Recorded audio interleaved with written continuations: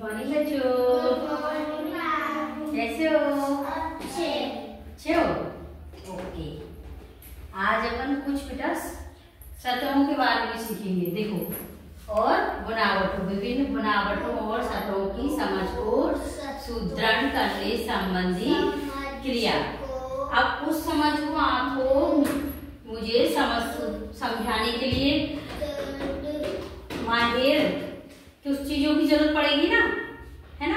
उन्हीं से तो तुम सीखोगे, है ना, कि कैसी सतह होती है और कैसी बनावटें होती हैं।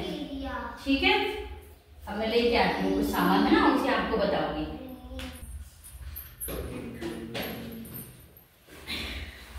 देखो बेटा,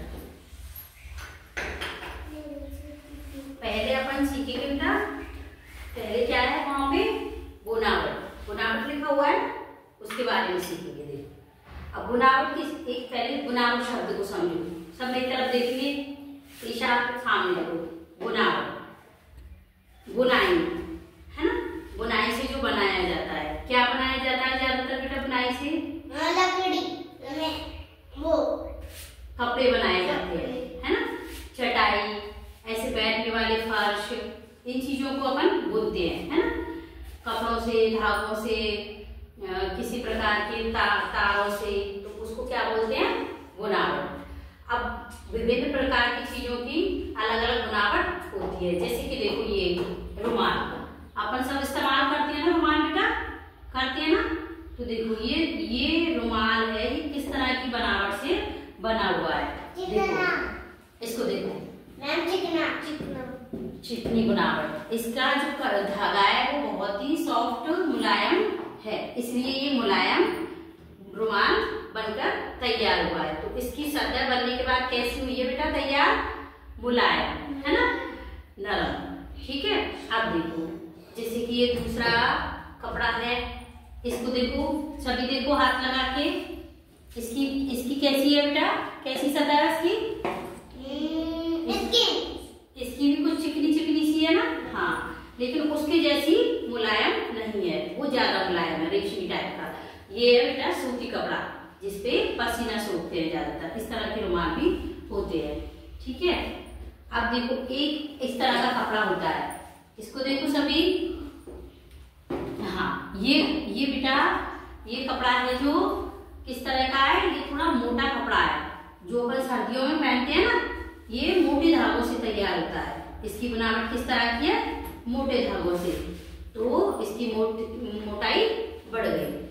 और अब एक ये कपड़ा है, आजकल चलता है, इसको देखो, ये नेट का कपड़ा होता है बेटा। ये खुरदरा होता है, थोड़ा कैसा होता है? खुरदरा टाइप का। इसकी बनावट कैसी होती है? है ना? ठीक है, अब ऊपर नहीं जाना, बुनावटों के बारे में। बुनावटें किस तरह की और कैसी होती है ना? अब अपन जानेंगे बेटा सतहों के बारे में।